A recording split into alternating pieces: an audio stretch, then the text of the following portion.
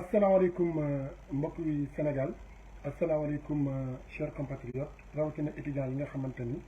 à l'instant T ñu ngi toog di suivre li nga xamante ni mooy live bi donc tey ñu jël décision ne dañuy ñëw ci lu gàtt a gàtt apporter des précisions par rapport ak li nga xamante ni moo xew fële ci université Cheikh Anta Diop de Dakar te ñëpp gis ko ñëpp teg ci seen bët li xew tey fële ci université Cheikh Anta Diop de Dakar da ciy baax ñu leeral ko ci bopp sénégalais yépp situer les responsabilités surtout li xew du lenn lu dul fële ci université Cheikh Anta Diop de Dakar pour ñi nga xamante ne yàgg dañoo suivre actualité université Cheikh Anta Diop de Dakar yàgg nañoo xam ni fële ci université Cheikh Anta Diop de Dakar kenn maanaam combat su amee pour la libération des combats c'est-à-dire combats yoo xamante ni c'est des combats citoyens étudiants yi nekk université Cheikh Anta Diop de Dakar kenn du leen ci jiitu et à chaque fois dañuy jël part ci li nga xamante ni c'est des luttes nationales c'est des luttes démocratiques loolu bu mu amee ak léegi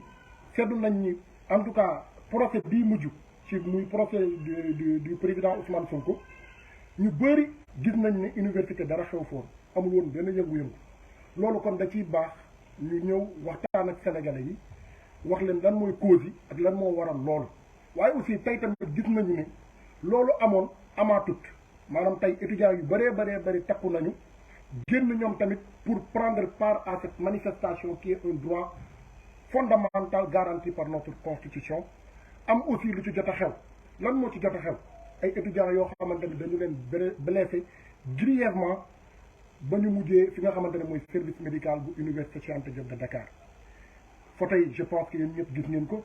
image yu regrettable yi je pense que yéen ñëpp gis ngeen ko am na ci boo xamante ne partagé naa ko sama page Facebook mais y en a d'autres yoo xamante ne sañu ma koo sax partagé ndax image yooyu rafetul ci gis-gis moo tax mënuñu koo partagé ak ñi nga xamante ne mooy suñu public bi ñi nga xamante ne ñu ngi ñuy suivre lii xew lenn kese la lenn dong la muy fële ci université Cheikh Anta Diop de Dakar dafa am ñoo xamante ne Macky Sall la ñu àndal nguur la ñu àndal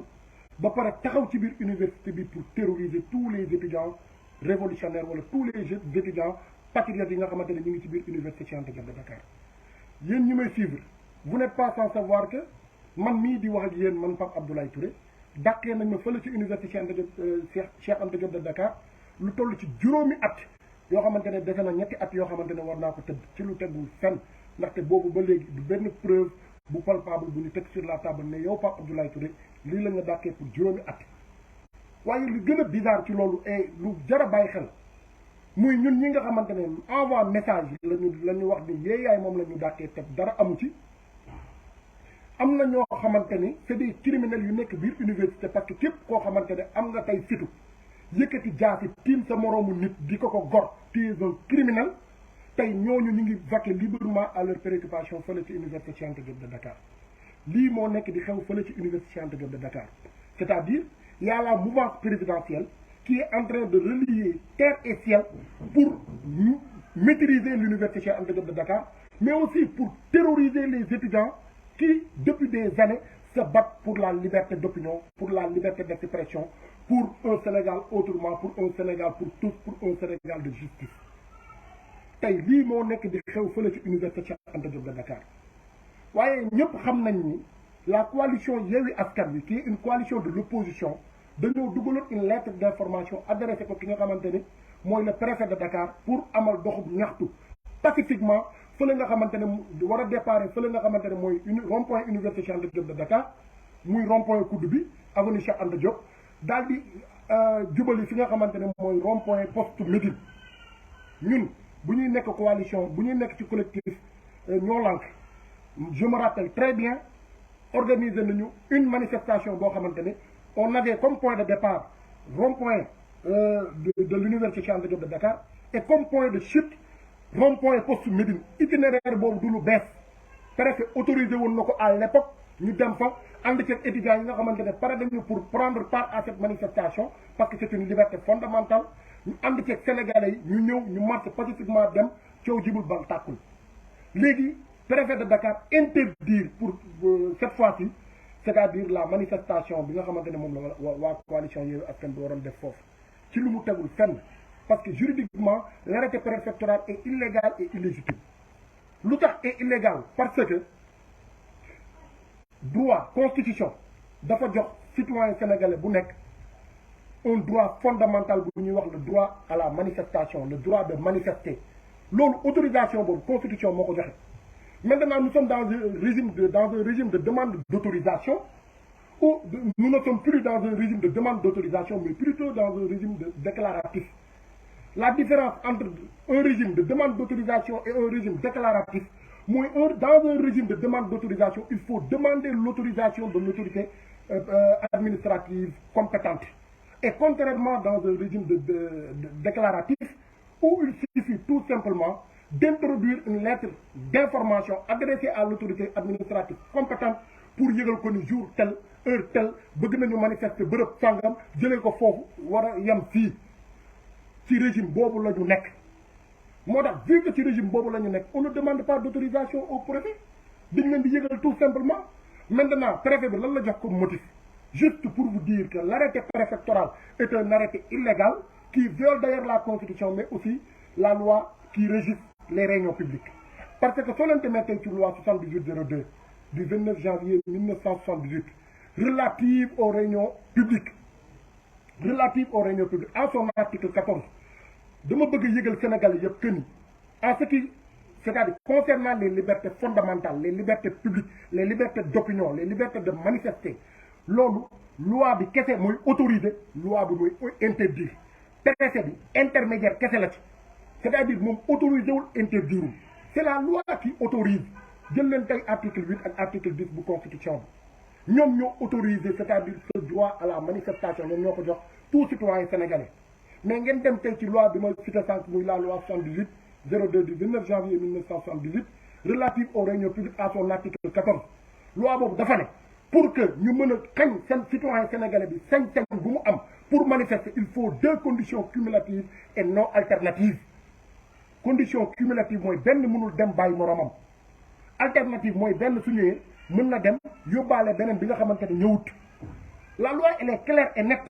nee na 2 conditions cumulatives et non alternatives et que ñaari conditions yooyu pour que l'autorité administrative mën a interdire une manifestation pacifique ne sont rien d'autre qu'une réelle menace de trouble à l'ordre public muy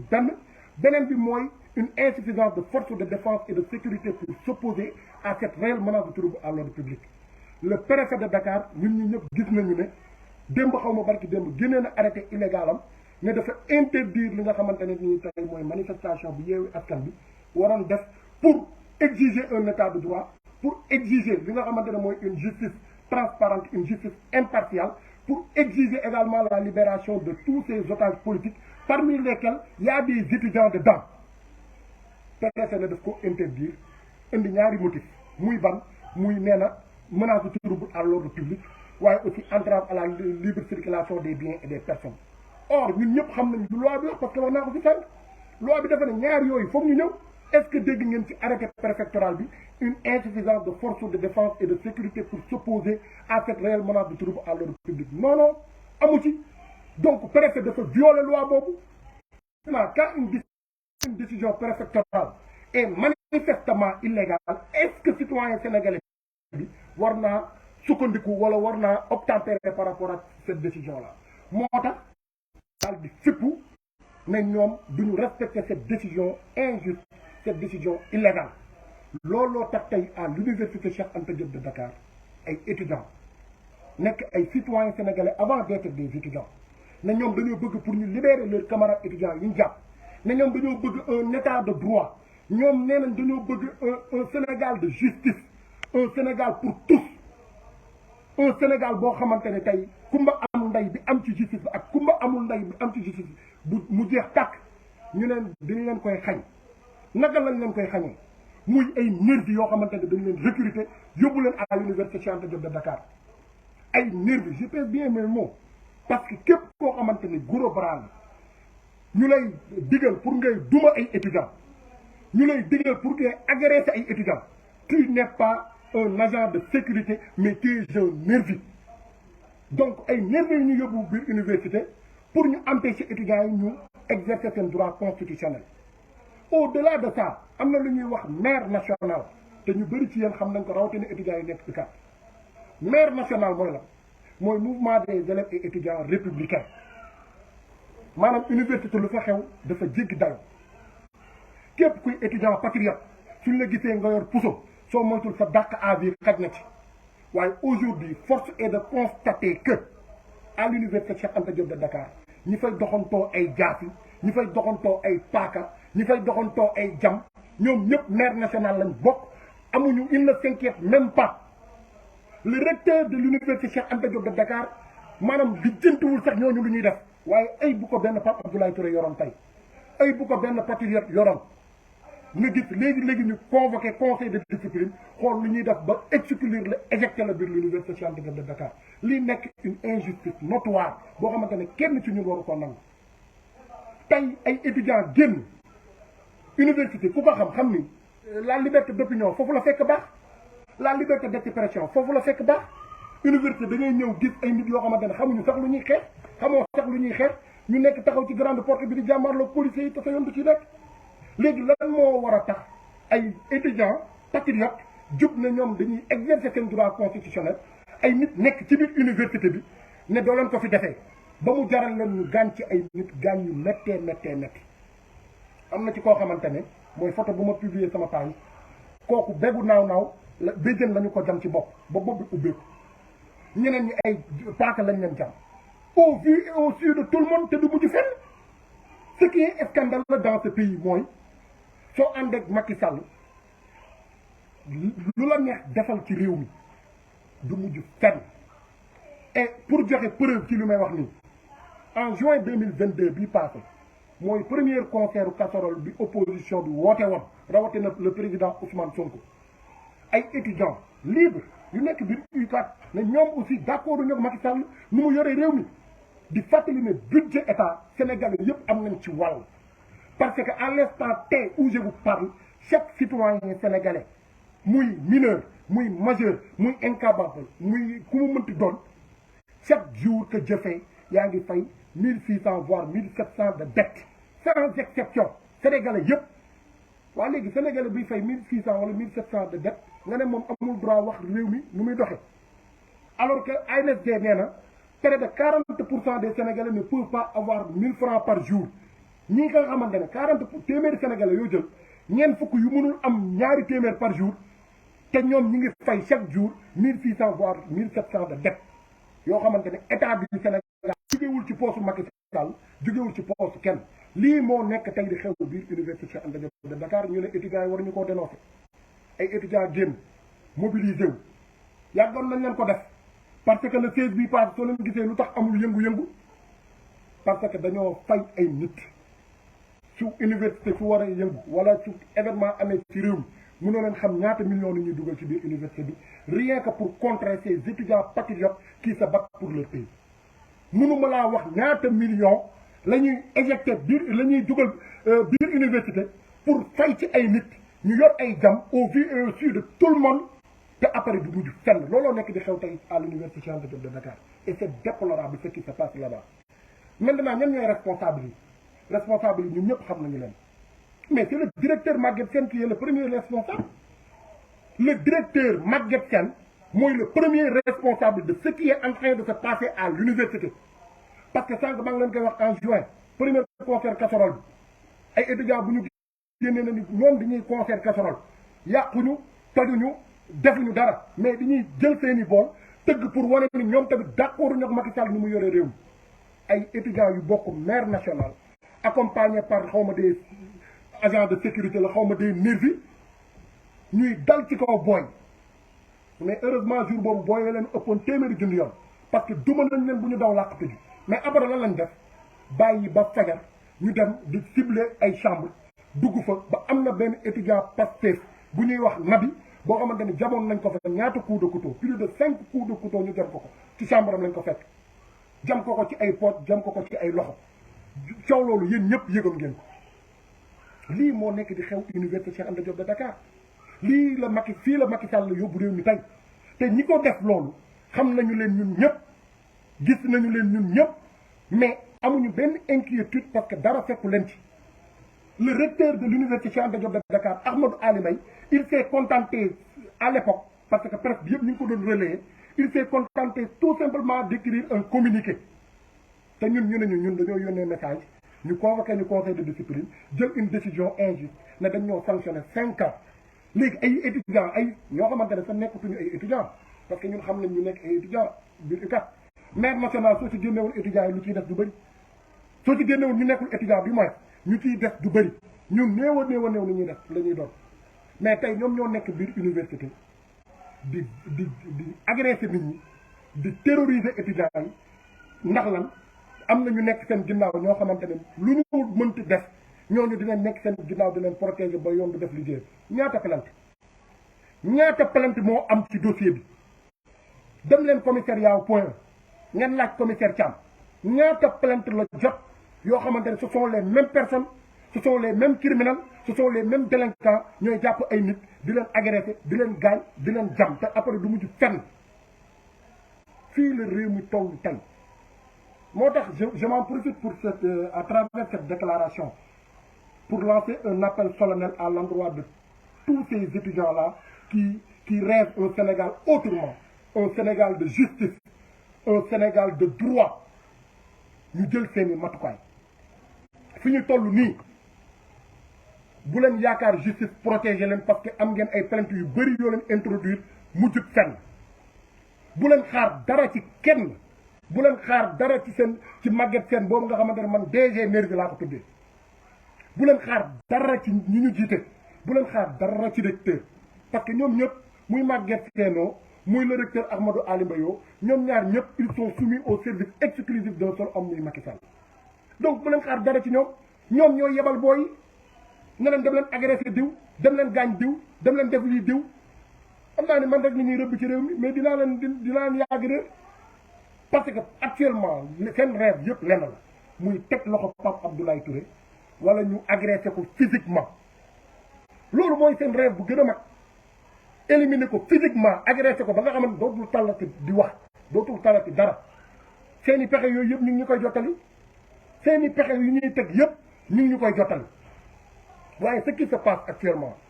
et maa ngi ciy lancer un appel solennel à l'endroit de tous ces étudiants-là mooy nañu jël seeni responsabilités. On vient de m'informer que préparé nañu seeni ay nervi préparé nañu seeni ay nit jox leen ay ngànnaay rien que pour tey ñu def ay descente ci yenn chambre ay étudiants comme ni ñu ko defee woon en juin 2022 lors du concert de casserole parce que dañoo bàyyi ba xaaju guddi jamono jooju ñëpp di nelaw ñu dem daj ci chambre ay étudiants am koo xamante ne dañ ko faa jam ay jam yu méttee métti ba léegi ba fa may wax ak yéen ni mujjul fenn procureur bougéwul du commissaire du convocation du dara moo tax étudiants yi foog ñoom ñu regroupé il faut que yéen étudiants yi ngeen mobiliser wu parce que lii waratul mën a am ci réew mi rawatina université ce que je n'arrive pas à comprendre mooy comment vous êtes majoritaire à l'université yàgg naa ko wax d'ailleurs yàgg naa ne élection yi suñu yemoon UCAD donc Macky Sall du jàll parrainage Macky Sall est minorisé et minoritaire à l'université les patriotes sont 1000 fois supérieurs à ces vendus, à ces nervis, à ces soi-disant étudiants, délinquants et criminels. Comment vous pouvez être majoritaire ñiy bëgg leen a yàpp biir université moo tax tey rafetlu naa seen taxawaay malgré ñu génn ay ñu xaw ma ay nervis la ñu xaw ma ay agents de sécurité génn ku nekk génn bëgg leen a empêcher pour ngeen exercer votre droit constitutionnel ngeen résister par rapport à ça continuer à résister par rapport à ça maintenant lenn rek ngeen war a réparer muy lan képp ku yorati jam di leen attaquer leen ko la légitime défense képp ku yor jam pour ñëw jam si la pour gaañ la wala pour jël sa bakkan soo jëlee bakkanam wala soo ko gaañee du mujj fenn parce que loi moo ko wax loi moo ne la légitime défense nit su ñëwee yor ngànnaay bëgg la jam bëgg a jël sa bakkan taxawal opposé wu soo mënee jël bakkanam jëlal bakkanam soo ko mënee gaañ ko balaa mu laa gaañ loolu loi moo ko wax donc aux étudiants de se réorganiser encore une fois et d'être prudents Et je m'en profite également pour lancer un appel solennel à l'endroit de l'opinion internationale. Ce qui est en train de se passer au Sénégal est inédit. Nous n'avons jamais assisté à une telle injustice, à une telle violence et banditisme d'État dans ce pays. Aujourd'hui, ce qui s'est passé à l'université, c'est qu'il y avait des étudiants, des centaines, voire des milliers d'étudiants qui se sont mobilisés aujourd'hui pour exercer leurs droits constitutionnels et que des personnes mal intentionnées, des nervis, des vendus se sont regroupés pour les attaquer physiquement jusqu'à blesser certains parmi eux, dont certains blessés graves. Aujourd'hui, ce qui est en train de se passer au Sénégal n'émane de la responsabilité d'une seule personne, le président Macky Sall. Il est le responsable de tout ce qui se passe ici, surtout à l'université. Surtout à l'université, parce que ce qui se passe actuellement à l'université se passe sous les yeux et sous le silence complice du directeur général du COUD, qui se nomme M. Maguette Sen, et du recteur de l'université Cheikh Anta Diop de Dakar, qui se nomme Ahmadou Ali Mbaye. On peut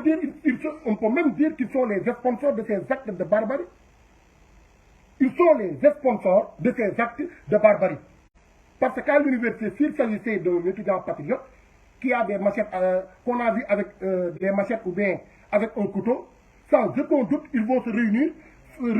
le conseil de discipline pour trouver comment l'éjecter de l'université. Comment le renvoyer de l'université. Mais si vous êtes un soi-disant étudiant qui se bat pour Macky Sall, qui est dans les rangs de Macky Sall, qui défend Macky Sall, tu peux tout faire et rien ne va t'arriver. Tu peux tout faire à l'université et rien ne va t'arriver. Aujourd'hui, la logique, ou bien le principe à l'université, c'est que si vous êtes un étudiant de Macky Sall, tu peux s'armer, tu peux avoir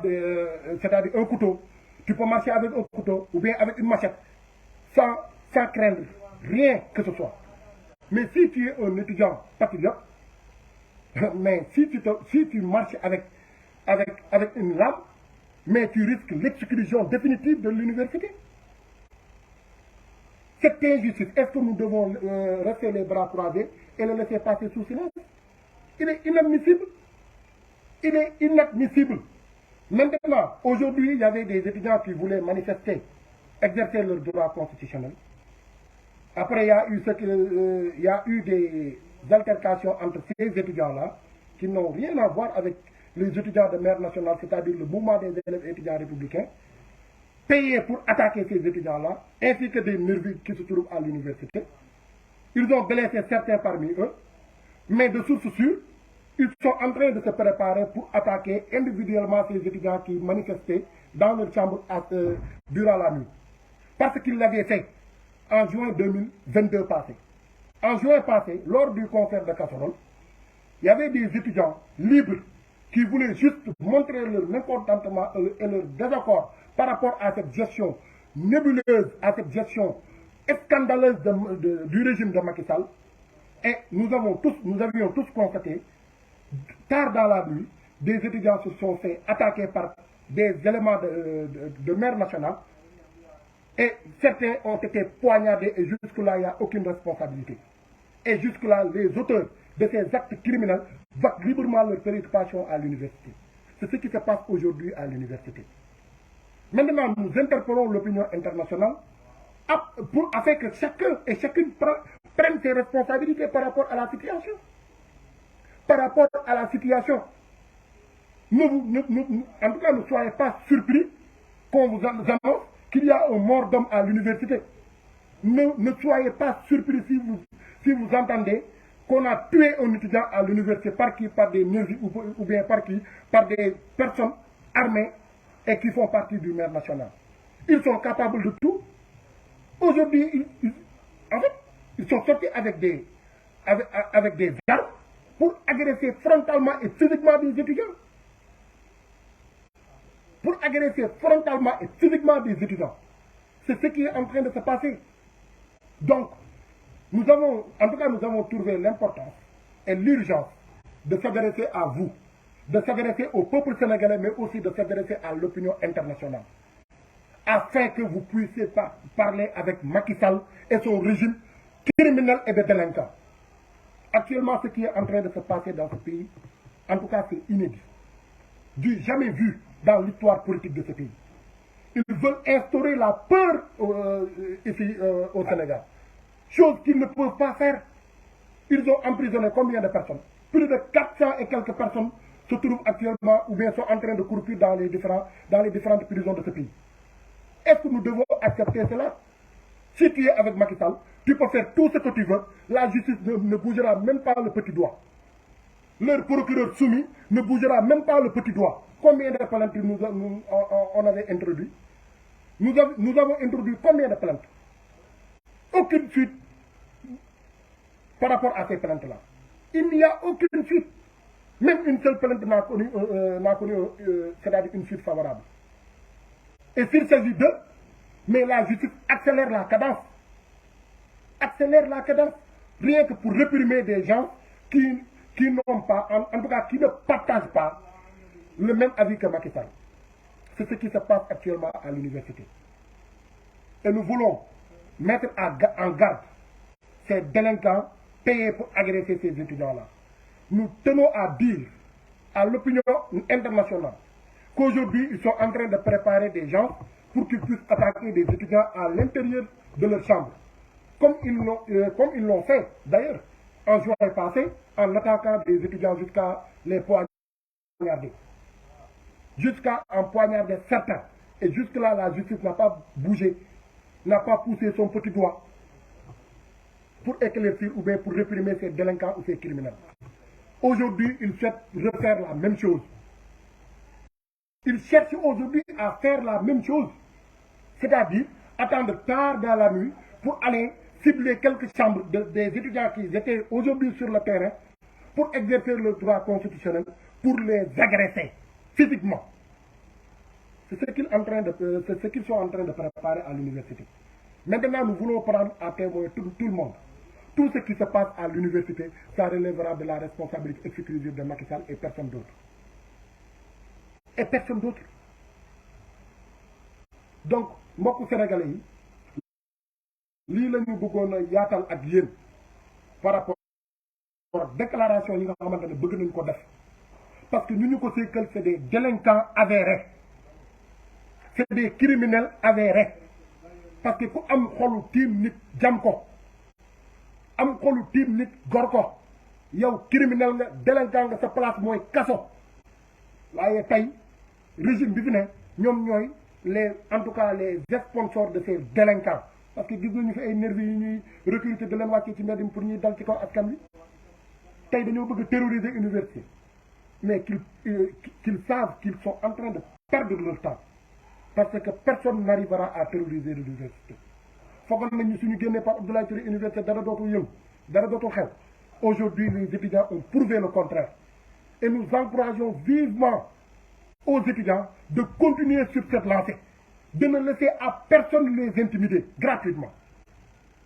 Il faut toujours continuer à résister, raison pour laquelle nous leur lançons un appel solennel. Parce que cette lutte et cette résistance ne s'arrêtent pas aujourd'hui. Cette lutte et cette résistance ne s'arrêtent pas aujourd'hui, car demain aussi, il y a la résistance. Le 3 aussi, il y a la résistance et il y aura la résistance jusqu'au départ de Macky Sall qui cherche à briguer un troisième mandat et à rester éternellement au pouvoir. Chose qui ne passera pas. Chose qui ne passera pas. Tay wax nañ ñu ne le chef de sécurité mooy ñëw taxaw ci kanamu boy di saaga ay nit di joxe ay instructions attaquer leen ko kooku chef de sécurité la kooku di nervi. Parce qu'un chef de sécurité ne se comporte pas comme ça. Un chef de sécurité ne se comporte pas comme ça. Un chef de sécurité doit garantir la sécurité à toute personne vivant dans le campus social. C'est ce que son rôle. Mais Kabakuru dafa taxaw tay di saga ay étudiants ba paré di joxe ay instructions nan nangam tan len ndé. Lolu waru len bet parce que li ngeen di gis muy cicatrice bi mom momako def en personne jël ay loxom dima ko kolot ci beut ba nu muy démé wéyam xotima et ce même jour là moom moo taxaw devant moi au vu et au su de tout le monde Kabakuru di ma daggal ay saaga ndey naan dinañ nangam taan sa ndey di ma menacer de mort ba pare di joxe ay instruction naan nangam taan leen ndeyam kooku ngeen foog ni kooku chef de sécurité la. L'université n'a jamais connu un chef de sécurité aussi irresponsable que Kabakuru mais nag loolu warul bett kenn parce qu'il est sponsorisé et encouragé par son directeur général par son nervi DG moom mooy son supérieur hiérarchique moom moo ko jël def ko chef de sécurité balaa maa dee soo waxee mu dugg nga dugg dans les couloirs dégg mu naan non sama poste laay défendre duñ ma yàqal sama teraanga bi la am fii te teraanga bi nga am fii moo war a tax ngay attaqué lu ay étudiants di jox ay instructions en tant que chef de sécurité na étudiants yi jël seeni matuwaay étudiants yi nañu xam ñu leen bëgg ci université bi ak ñu leen bañ ci université bi am ngeen sañ-sañu su dara xewee ngeen génn ngeen manifester ko képp ku taxaw seen kanam bëgg leen ko xañ defal leen ko bagage am leen foo leen jaar ak moom restez en bloc restez en groupe encore une fois képp kuñ ci attaqué fekk leen ko chambre am ngeen attaqué ko gatsa la il ne faut pas être sur les réseaux sociaux tout le temps pour se lamenter déedéet c'est fini képp koo leen dégg ni diw mii kat ci front bi la nekkoon moo xam ngeen xam ko moo xam ngeen ñàkk ko xam attaqué nañ ko diw moo ko attaqué jël leen dem leen fekk diw moomu chambre am ngeen def la war ca moom loolu bés boo leen ko defoon ñaari nit ñetti nit léegi ngeen am jàmm waaye léegi soo leen nekkee mbooloo déedéet duñ leen attaqué ci mbooloo parce que xam nañ ni suñ leen attaqué ci mbooloo ngeen defal leen bagage léegi lan la ñuy def dañuy bàyyi ba mbooloo mi tas ñu ciblé ñenn ñu ci xàmmee ñu dem seen chambre yi attaqué leen te ñu leen attaqué xam nañ leen tey ki yoroon jàmm ci biir foule bi di bandi bi di def comme si que moom mooy guerrier yéen ñëpp xam ngeen leen ñi ñuy fay biir université xam ngeen leen xam ngeen chambre yu ñu dëkk xam ngeen pavillon yu ñu dëkk donc faut plus attendre képp ku leen attaqué leen ko parce que nul n'a en tout cas n'a la monopolie de la violence dans ce pays. Au lieu que nous convaincre les Sénégalais à travers un bilan satisfaisant, mais nous avons un bilan pour convaincre les Sénégalais. Maintenant, ils cherchent à terroriser tous les Sénégalais. Est-ce que l'on doit faire étudiants? Nous les encourager pour baax et chercher que vous avez tout notre soutien. Mais il faut continuer la lutte. Votre liberté, quel du leen ko xeexal. C'est à vous de faire face à tous ces nervis, à tous ces éléments du maire national, payés pour qu'ils vous agressent, payés pour qu'ils vous privent votre droit et votre liberté fondamentale de résistance. Il faut résister. Si yaboo nañ ma jël si yaboo nañu ma jël balaa maa dee ñuy am na ci ñoo xamante ne dañuy mubboo ay mouvement Kekendo parce que man bëgguma jël sax structure Kekendo bi di ko exposer mais ñenn ñi foofu la ñu bokk ci mouvement boobu la ñu bokk ñu leen di fay ñuy def ay giraawaale ci biir université bi même su fekkee ni une bonne partie en tout cas de ce mouvement c'est des gens responsables parce que am na ci ñoo xamante ne ay patriotes lañ ci biir Kekendo boobu am na ci ñoo xamante ni ay patriotes lañu ñu gëm réew mi lañ ñu bëgg réew mi lañu waaye am na ñoo xamante c'est des vendus c'est des moins que rien ay millions yuy jóge ci biti benn million ñaari millions yi leen di neexal moo tax tey pare nañu pour rey nit ci biir université bi ndax lan ay millions yoo xamante ne ñun ñëpp xam nañ ni yàmbaa lañ koy jëndee sàngara lañ koy jëndee amuñu benn avenir dans ce pays benn avenir man bu may ñëw université depuis 2018 4 ans fa laa leen fekk génn baleen fa génération bu ñëw fekk leen fa génn baleen fa parce que ñoom loolu mooy seen métier lan la mooy régime bu ñëw ñu xool lu ñuy def ba ànd ak yow ay autorités yu ñàkk a fayda di dem di mobiliser ay millions rien que pour di leen ko jox ñoom ñuy wër di attaquer nit ñi naan mën nañ leen garantir stabilité de université bi ñoom nee nañ mën nañoo def de le tout ba université benn étudiant du yëngatu loolu mooy seen mission ci ñoo xamante ne amuñu benn formation la quasi totalité du ñu ay étudiants amuñu sax carte étudiant bu gën a ndaw sax amuñu ko ñooñu la chef de sécurité bi di utiliser nan leen nangamtaan leen diw def leen diw lii moo nekk di xew université mënuñu ci woon ñàkk bañ a wax tey sëgam nag te foofu la ñuy daanale dañoo jox autorisation parce que képp ku gis nit mënuñu ne fii dañu fiy tere arme blanche ñu gis ñi am na nguur di fa yor arme blanche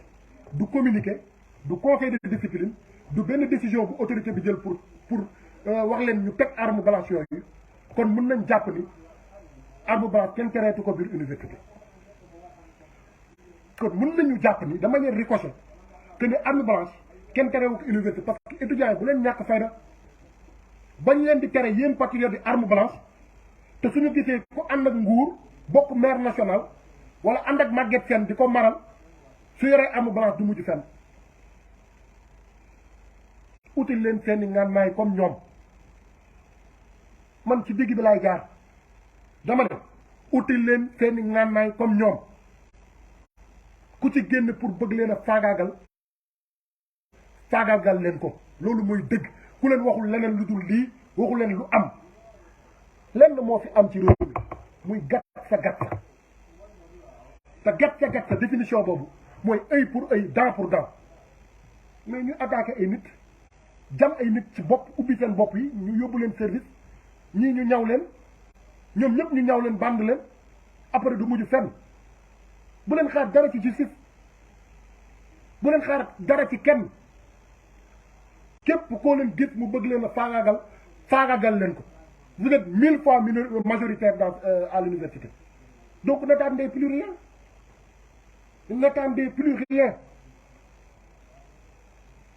maintenant responsabilité yi ñëpp xam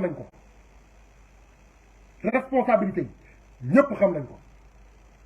te ku ci jiitu mooy sa DG Nervi qui nous sert de directeur de cours moo kenn ëpp ko ci responsabilité mooy sponsorisé lii yëpp mooy encouragé lii yëpp mooy encouragé lii yëpp à travers xawma chef de sécurité la xawma chef des nervis koo xamante ne da ngay taxaw di saaga ay étudiants koo xamante ne da ngay taxaw nan nangam taan leen ndeem étudiant bi kooku yow mérito nga ñu ne wax chef de sécurité yow ngay chef de nervi mérito nga ku la wax chef de sécurité waaye ginnaaw Maguette Sène y'a le recteur de l'université Amadou Ali Mbaye bi nga xamante ne moom moo coiffé toute l'université boobu ba léegi dégg ngeen ko mu def communiqué est-ce que dégg ngeen mu convoqué conseil de discipline bu doon man la wala mu doon keneen beneen patriote bu ñëpp ràññee ngeen dégg ko léegi mu ne conseil de discipline aca nañ dàq étudiant bi nga xamante ne c'est un recteur partisan un militant de la paix donc faut rien attendre de ces soi-disant autorités là qui sont au service exclusif de Macky Sall et qui sponsorisent le banditisme à l'université c'est ça la triste réalité université de mën nañ dàq Pape Abdoulaye Touré pour mu génn ci campus bi dootu fa dëkk ndax lan Pape Abdoulaye Touré nee nañ activiste la nee nañ opposant la nee nañ patriote la nee nañ Ousmane Sonko la àndal nee nañ projet Ousmane Sonko la gëm moo tax ñu bëgg interdit ñu génne Pape Abdoulaye Touré biir université waaye amuñu courage wala kuy tox yàmbaa ci biir université bi ñi fay jaay yàmbaa ñi fay naan sàngara ñi fay yor ay jam di agresser nit ñi ñooñu kenn du leen génne lii moo xew biir université et c'est malheureux de le constater dans ce pays. Prenez vos responsabilités encore une fois góorgóorlu leen université kenn waru koo terroriser bu leen nangu ku leen terroriser résister continuer la résistance gàtta bi na continuer ku leen bëgg a attaquer leen ko ku ñëw seen chambre pour rey leen soo leen ko reyee du mujj fenn. Donc nous vous remercions davantage. Nous encourageons à l'ensemble des étudiants de ce pays. Ils ne sont pas des étudiants vendus, mais c'est des étudiants. C'est des étudiants qui ont une conviction. Ils ont une dignité à mon prix. À tous ces étudiants-là, nous leur rendons hommage et nous leur encourageons sur cette lancée. Continuez la résistance. Refusez à ce qu'on vous intimide. bu leen kenn intimider bu leen kenn xañ seeni ak seeni yelleef ku ci mën a jënd ngànnaay demal nga jënd sa ngànnaay su manifestation amatee sooy wàcc ci tali bi wala sooy wàcc biir université wàcc waalee nga sa ngànnaay bu leen attaqué kenn nag ku taxaw fële di wax ay waxam bu leen ko lijjanti mais képp ku jël décision am ne da leen di attaquer si pour gaañ leen ko képp ku jël décision ne da leen di attaquer si pour rey leen soo leen ko reyee du mujj fenn bu boobaa bu yoboon nañ ma toppee appel à l'insurrection mais li may wax nii loi moo ko wax on est des apprentis juristes xam nañ lan mooy la légitime défense parce que li nekk di xew université dafa yomb lool chaque événement rek am na kuñ ci jam am na kuñ ci yóbbu urgence am na kuñ ci yóbbu service médical te toujours rek ci côté étudiants yi patriotes yi lay jóge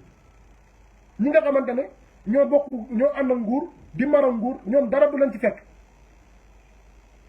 soo dugalee sa plainte du mujj fenn loolu bëgg ñu def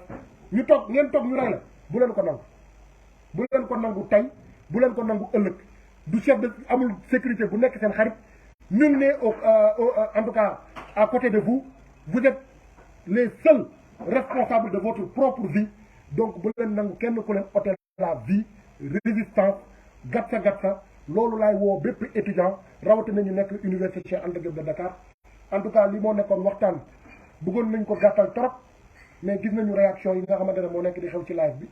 moo tax ñu ne nañu continuer waxtaan ba mu leer ci bopp ñëpp te ni li nga xamante ne moo nekk di xew biir université Maguette Sène DG COUD moo ko sponsorisé ñu recruter ay nervi fay ay nit yu bokk maire national ak Kekendo pour ñu dal ci kaw ay étudiants lii moo xew biir université Cheikh Anta Diop de Dakar am na ñu ci gaañ ba ñu ngi hôpital ñii ñu ñaw leen ñii ñu ngi leen di faj lii moo xew biir université Cheikh Anta Diop de Dakar et que responsable yi ñun ñëpp xam nañ leen responsable yi ñun ñëpp xam nañ leen donc nañ ku nekk jël ay responsabilités et que nous vous donnons rendez-vous très prochainement parce que dinañ continuer di waxtaan ak étudiants yi loolu lañ doon bañ nee nañu ñun ñooy influence étudiants yi foog ni suñu dàqee biir université c'est fini coupé nañu suñu lien ak étudiants yi mënul nekk man sama page Facebook bii 80% ci ñi may suivre de mes abonnés sont des étudiants et que la majeure partie sont de l'université Cheikh Anta Diop de Dakar. À travers les réseaux sociaux, on communique avec les étudiants. On communique avec nos camarades. Donc, mënuñu ci dara dégg naa nag seen pexe bu ñu lal temps yi parce que ñoom foogoon nañu suñu dàqee léppay jeex ils se sont rendu compte que loolu jeexul nee nañu waa ji nañ ko jàpp tëj ko ci kaso bi lu mu gaaw wala waa ji nañu ko agressé atteindre ko physiquement ñu ngi leen di toog di leen xaar li moo nekkoon li fi gënoon a fës ñu ngi leen di sant di leen gërëm di leen jox dig daje très prochainement ñu ngi ñaanal ñu ci jot a gaañu tey ñu ngi leen di souhaiter un prompt rétablissement yàlla aar étudiants yëpp aar leen ñoom ñëpp waaye di leen wax ni nag continuer à résister bu leen kenn xokkatal bu leen kenn bunu xatal foofu nga xamante ne mooy ci université Cheikh Anta Diop de Dakar parce que c'est un en tout cas espace de liberté la c'est un espace de liberté c'est un espace de résistance l'étudiant et le combattant de la liberté bu leen kenn xañ seen liberté continuer à résister mais